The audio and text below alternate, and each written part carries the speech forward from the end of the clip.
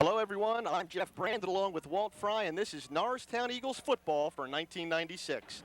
Tonight, the host Eagles taking on the Ghosts of Abington in their second game of the year for the Eagles, the season opener for Abington. And Walt, we're starting a day late due to a little unniceness, a little lousy weather there from Hurricane Fran. Well, I don't know, Jeff. We left here around 7 o'clock once the game was rained out, and it was a beautiful night and stayed a nice night the whole time. So a tough call in that first game, but actually the crowd is much bigger. We wouldn't have had anyone down here last night on Friday night. So a good decision, and I hope a good game tonight. Well, I tell you, it was miserable weather, but the field looks to be in great shape this year, Walt, and it's been a dry day today.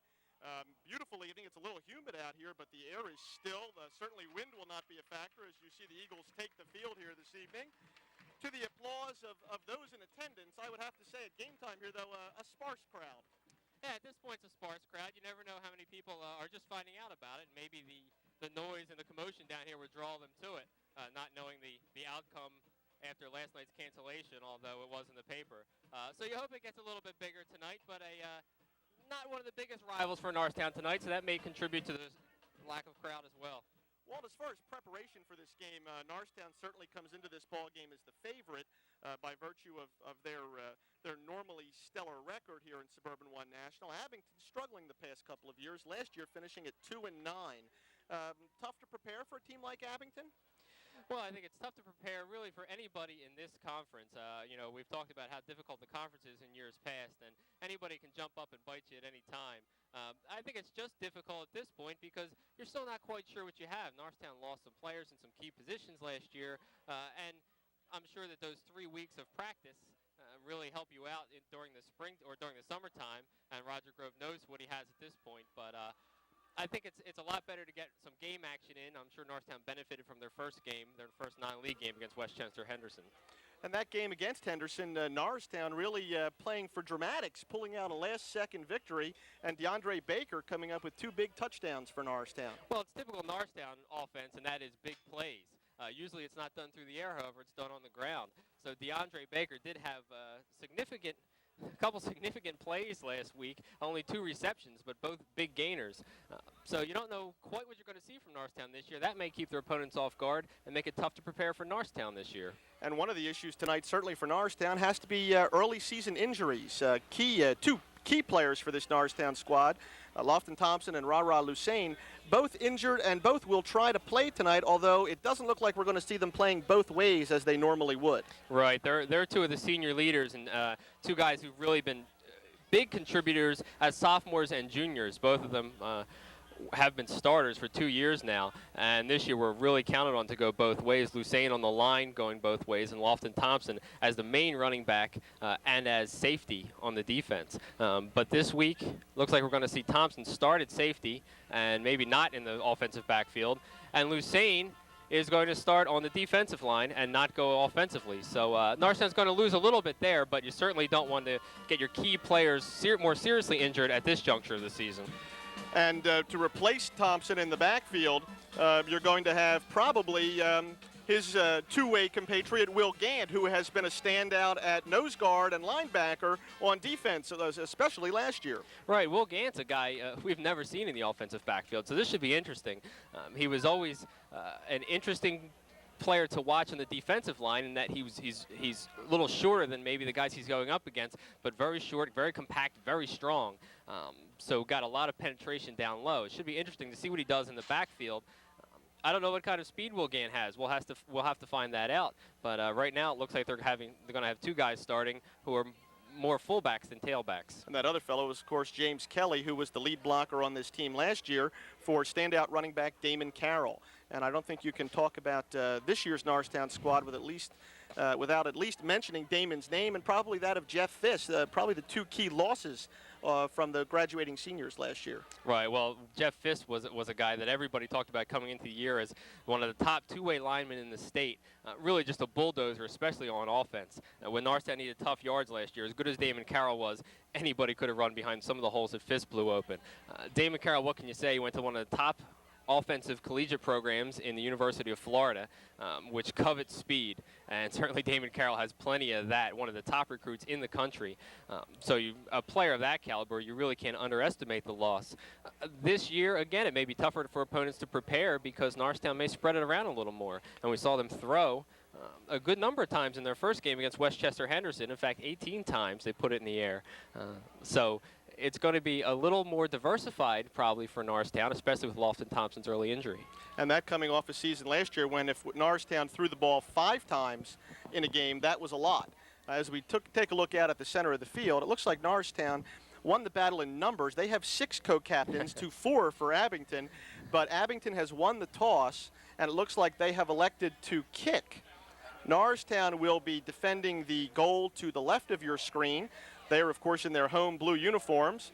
Abington in their white jerseys with the maroon pants, and Norristown will receive. So Abington, little early game strategy. They'd like to take the kickoff to begin the second half. Well, Abington's probably looking to put their best unit out there on the field, and that'll be their defensive unit, which is going to return a few guys from last year. So that's going to be their strength, and whereas Norristown also returns a good number of players on defense, that'll probably be their strength. Would not be surprised to see a low-scoring game here tonight.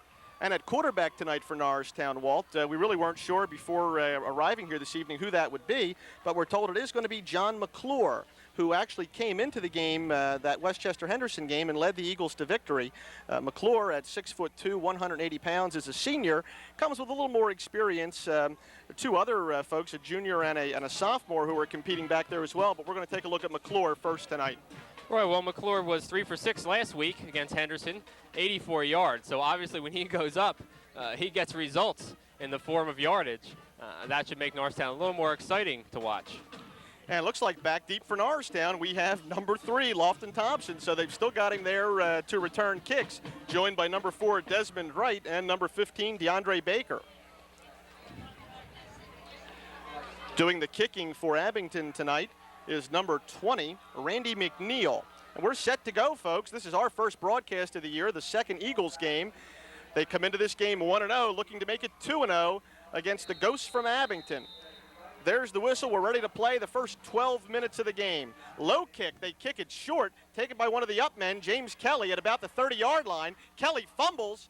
Ball is loose. He only traveled about 7 yards, and boy, talk about a key play early. Let's wait for the official signal, but Abington says they've got the ball. And they're wrong because Norristown is staying on the field. Those Abington guys got a little excited a little early. That was our first indicator. Kelly fumbles the opening kickoff, but Norristown fortunate to retain possession.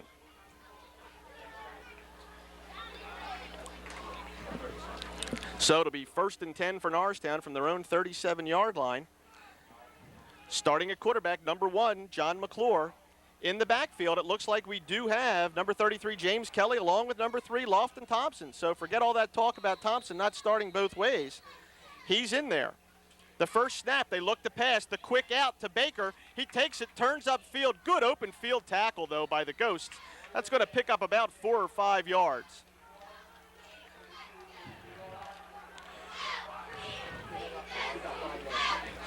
Well, as Jeff mentioned, you do have James Kelly and Lofton Thompson starting in the backfield for the Eagles.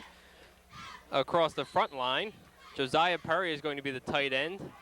The guards are James Burrell and Nick Talone. Brian Webster is your center. The other tackles, Eric Schrader and Al Zone. Let's call it 5 yards on that last play. Completion to Baker.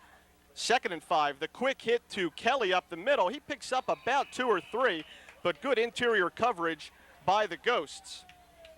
Give you those defensive starters for Abington. Well, defensive end is Marcus Hoover, number 42. He's a real star to watch, being recruited by a lot of top Division I schools, including Penn State. Chris Boyle, Matt Doherty, and Will Sparks across the front line. Abington Ghosts play 4 linebackers, Terrell Johnson and Terrence Archer on the outside, Reese Dawson and Justin Weldon on the inside. Cornerbacks Jason Markey and Brian Allen, and 1 safety is Ashley Baccaro back deep. So the first 3rd down play of the ball game, and we've got a whistle here, perhaps delay of game. It's 3rd and 3 for the Eagles from their own 43, make it 44-yard line. We'll wait for the call.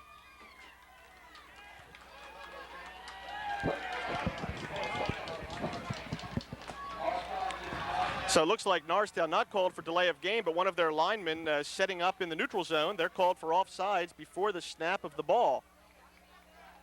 So knock them back 5 yards, make it 3rd down and 8.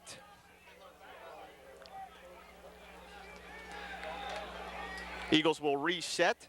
We have on the outside at wide receiver Baker, joined by number 11, James Zitzer. McClure over the middle. Zitzer is open. Nice job after catching the ball, Walt. First down, Norristown, and they take it into Abington territory. Well, it really looks like they're going to rely on the air attack. Maybe that's to keep Lofton Thompson healthy and fresh, since he is a big playmaker on defense as well. John McClure certainly looks capable of throwing the ball. The quick drop, and he's really good at recognizing where his receivers are. And it looks like he has 2 receivers in Baker and Zitzer who can really catch a ball and then make a play. I think that's what they're going to be counting on, as a short pass and then those receivers breaking it open. This time Baker in the slot, Zitzer to the left, but they go to Thompson up the middle, and that's nothing doing. Lofton Thompson spins to the outside, but the Abington Ghosts doing a great job of clogging up the middle. That picked up perhaps a yard, Walt. Well, that's something that it's good to see Norristown do, and that's try and pound it right up the middle, because it's good to control the ball that way. But unlike last year, Norristown doesn't have a ton of experience on their offensive line. Eric Schrader's been a 2-year player and starter last year, but he's out there at tackle. So Norristown may have a little bit of difficulty jamming up the middle just because of the inexperience of their linemen in the tough Suburban 1 National Conference. Now let's call it a yard, make it 2nd down and 9 from the 41-yard line of the Ghosts, and McClure calls time. Roger Grove out onto the field, and can't be happy about that timeout, Walt. No, you don't want to use one this early and in this situation, because you'd hope that you want to basically keep the momentum of your drive going. They've had a few nice plays in this drive, a couple nice passing plays, and you want to keep that momentum going. But McClure certainly at this point does not want to make a mistake, and probably a smart call just to make sure everything was going correctly. Not something you want to do in the second half when you may need those timeouts down at the end, but McClure does not want to make the big mistake right here. 9:08 to play in the first quarter of a scoreless game. This is the first drive of the ball game. Eagles have moved the ball into Abington territory. Roger Grove leaves the field after conferring with his team, and McClure will set up again. Walt, last year for Norristown, of course, the season record a rather disappointing 6-4. The Eagles were touted very highly before the season began last year. In fact, being ranked first in the state of Pennsylvania in 4A. That certainly did not come to bear. The preceding season, I guess, was obviously a bit more magical, 9-1 back in '94. McClure takes the snap, goes to Thompson off the right side, finds one hole. Kelly was out front. Abington did a good job to cover that, though. Corner came up nicely to make the play. And again, a smart play to go behind James Kelly when you need the yardage. He really emerged as a great blocker at the fullback position and helped Damon Carroll to a lot of those yards that he got, at least to get him open so Carroll could use his speed. This year, same thing for Thompson. He's going to open a lot of holes for Lofton Thompson. And again, we saw Narstown go off the tackle that time and be a little more successful than going up the middle. We have an official's timeout down on the field. Player has an equipment problem. You know, Jeff, I'm sorry, you mentioned that #1 ranking that Narstown came in with last year. Obviously, the people who do those rankings can't see every team across the state, and that's based on the couple of prospects that they have, and really on Damon Carroll, one of the top offensive players. It just didn't come to bear, and I think that Narstown really felt the pressure. 3rd and 5. McClure with a deep drop. They set up the screen, but a great cover job that time. They throw it out to Lofton Thompson, Walt, but an excellent tackle. Terrell Johnson coming up from his linebacker spot. Open field tackle, and actually a loss on the play. Right, well, it wasn't quite the way you want to set up your screen, and that your main blocker, and that's your fullback, was behind Lofton Thompson, who received the ball. That time Kelly looked like almost he was the receiver, and he throws it in front of him to Lofton Thompson in an attempt to pick up a few more yards. So without anybody to block out there for Lofton Thompson, that good Abington defense is going to get you, and they look like solid tacklers so far tonight. So from the 40-yard line of their opponents, the Eagles elect to punt, and that's number 30, Will Gant, who will do the punting chores this season for the Eagles. It's a good snap. Good rush, though. Gant gets it up. An excellent kick. Looks like they're going to let it hit They wave for the fair catch, but it takes an eagle bounce, and it's down to the 10-yard line by Zitzer. And that's a great punt by Will Gant. Way to pooch that down there. Yeah, that's a super kick. You don't often see that kind of hang time in high school, and that's what you need so that you can get your guys down there to cover, especially down when you're packing them tight in down by the goal line. On offense tonight, Walt, we're going to see a compact Abington squad. They run with the double tight ends and then 3 backs, really no wide receivers tonight for them. Right, their quarterback's Tim Baumer, number 16. He's a senior, and you may see him go to the air, but they're going to run with 3 backs, Brian Allen, Terrell Johnson, and Brian Blackstone. So you're going to see them really pack it in, a lot of lead blocking and plays such as that. We'll get you the rest of those starters and the Norristown defensive squad in just a moment. But right now it's 1st and 10. They feed up the middle. The line surges forward. Looks like a fairly good pickup on the play. We'll try and get you the ball carrier in just a moment. Looks like it was number 1, Terrell Johnson. Stopped up the middle that time by number 77, James Burrell for the Eagles. Yeah, Terrell Johnson's going to be their main guy, and he's running behind that rugby scrum line there of Mike Gilmore, Chris Boyle, Matt Doherty, Joel Kellman, and in the middle, Travis Smith is the center tonight. At center, that's Travis Smith. And the tight ends that they will use are Randy McNeil and Terrence Archer. And you also see number 42, who we talked about, Marcus Hoover, who goes 245 in at tight end. This time they go to the right to Brian Allen. Try to cut it back up inside. Good job that time in on the tackle for Norristown. We'll get you the call there is number 8, Josiah Purry. The rest of those Norristown starters across the line, we have number 77, James Burrell, Will Gant at the nose guard, number 30, Eric Schrader, number 71, along with Rara Lusain at the other defensive end spot.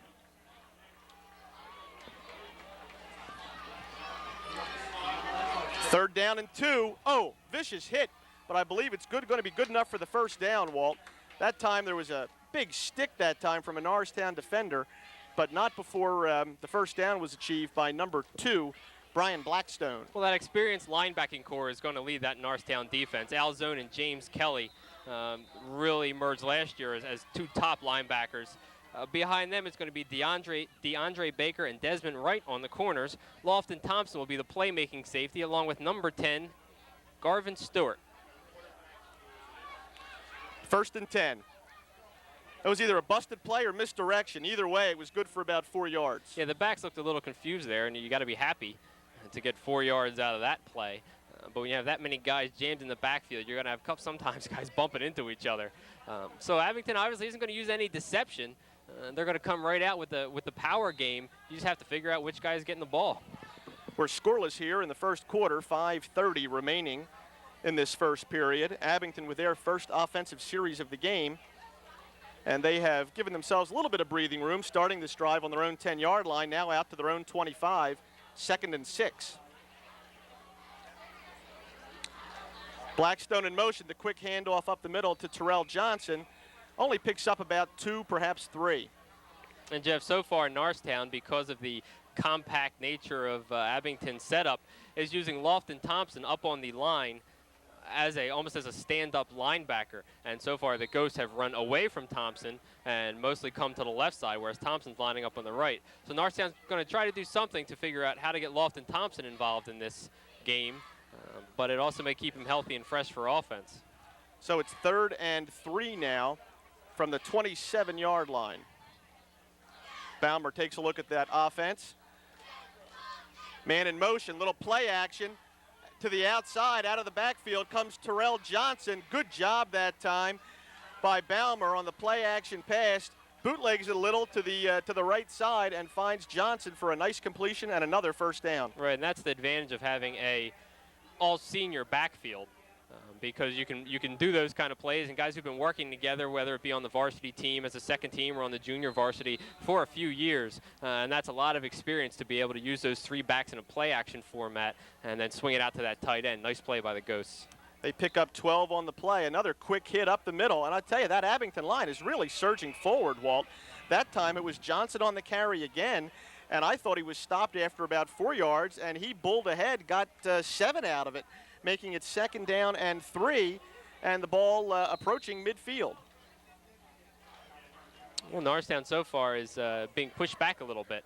and they're going to have to try to do something to secure that line a little more so that those players aren't getting their linebackers on every play. And we certainly don't need the wide-angle lens to capture this Abington offense. They are really packed in there. Looks like the same set every time out. And this time looks like number 32, Brian Allen, bulls ahead 3.5 yards for another first down. The ball right at midfield now. Well, when you're not using any wide receivers, that really does limit the sets you can do.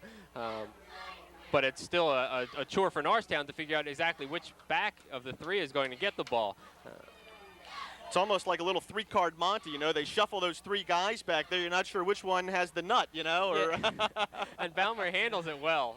Balmer is really the guy who's running all the shells there, and he really does handle the ball well in the backfield. So it's a lot of deception in trying to figure out who's got the ball. In this case, they pick up the first down.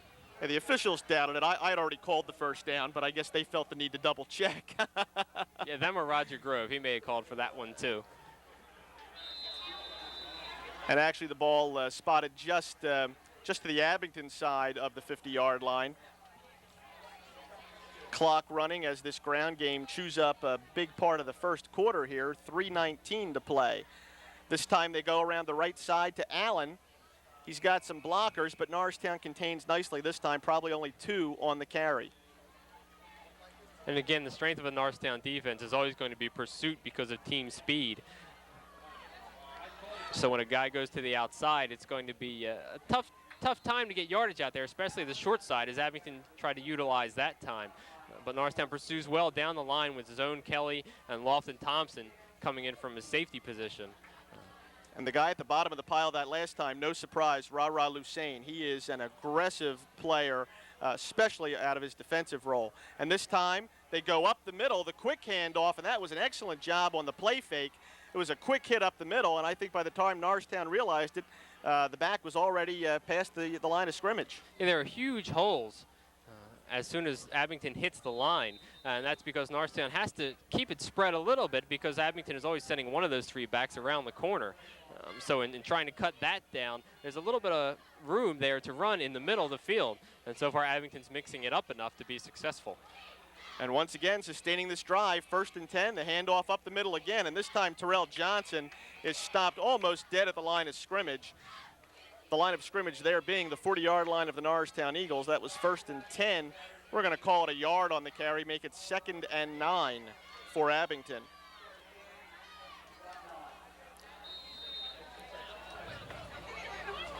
I'll tell you what, Walt, I like the way Balmer runs the offense. He really has a lot of confidence out there. I mean, this guy has played in parts of 3 seasons. We saw him here 2 years ago. Not a complete game, but he has got a ton of experience. Interesting with that kind of a veteran quarterback that you wouldn't have a passing attack, but I guess you go with your strength, and it seems to be the running game. This time they go to the outside. Good blocking out front that time. The carrier, number 2, Brian Blackstone, and he picks up, let's call it 5 yards on the play. We'll make it 3rd and a long 4. Well, Jeff, the lack of any receivers even spread out as a decoy seems to indicate that they really don't have the receivers. You don't know if this is more because those are the 3 most talented players there in the backfield, or if they really don't have anybody to play the receiver position. It'd be interesting to see Balmer go to the air a little bit more or be forced to go to the air. I think that's what Narstown is going to have to do. We've only seen 1 attempted pass, and that was a completion for a first down. Allen goes in motion. There's a pass. Balmer over the middle. That's going to be pass interference. No question about it. Not even close. Lofton Thompson was all over the intended receiver that time, well before the ball arrived. Yeah, the timing was a little bit off. He got there way early, and it's a shame because the ball was well overthrown. But Lofton Thompson is an aggressive defensive back and linebacker, and he is always looking to put that big hit on. If the receiver that time had caught the ball, it would have been difficult to hold on. Unfortunately, they're going to get the yardage out of it. So that'll be another Abington first down. They are driving well here. Only 46 seconds to play in a very quick first quarter. We've only had 1 offensive possession for each team. The Eagles had punted from the Abington 40-yard line. The Ghosts started this drive at their own 10. They are now deep in Norristown territory. A 1st and 10 from the Eagle 20-yard line. The infamous red zone we hear so much about on Sunday afternoons from the NFL pundits. Yeah, and Abington has the offense to do it in that they keep the running game tight, but Norristown's going to be able to pack down a little bit more as there's less room to work. Backs are split. This time Allen comes across. Quick handoff up the middle. Wow, almost into the end zone. That's a heck of a run by number 1, Terrell Johnson. I think Norristown's really been confused by the play action. They really haven't keyed on the ball in this drive. Absolutely. Among those 3 backs, Abington tends to use a lot of motion. Send one guy out to the wing where you have to respect at least the swing pass. And that time they just gave it to the up man in Johnson, and he blew off tackle, a huge hole over there for a good gain and another first down. And now it's 1st and goal from the Eagles' 7-yard line. So the Ghosts with a golden opportunity to get out on top in this ball game. This time off the left side. Oh, there's a stick. Nice hit that time by number 4, Desmond Wright, on Brian Blackstone. We'll wait and see if there was any gain on the play. We'll call it a yard, make it 2nd and goal from the 6-yard line. Yeah, and so far we haven't called any names of the Narstown defensive line, and that's it's a bad sign for Narstown, and that they're getting blown off the ball right now. And that's the end of the first quarter. We will march all the way downfield, about as far as you can go at the end of a quarter. And this will give the Eagles a chance to regroup a little bit defensively. I'm sure Roger Grove and his coaches will have some words for the Norristown defense to see if they can somehow form a wall to stop this very, very impressive Abington offense. Well, it's not something you see a lot, and that's that Abington does have 7 guys across their front line who are in there as blockers. There's nobody spread out wide. So Narstown has to respect at least the throwing ability of Baumer, who you said has played for 3 years, and obviously in the passes we've seen him throw, is a patient and mature quarterback. Norristown has to respect that Abington might go to the air in a crucial situation such as this. They have to keep their defensive backs honest. In this case, Norristown's really going with 5 guys on their line against 7 to Abington.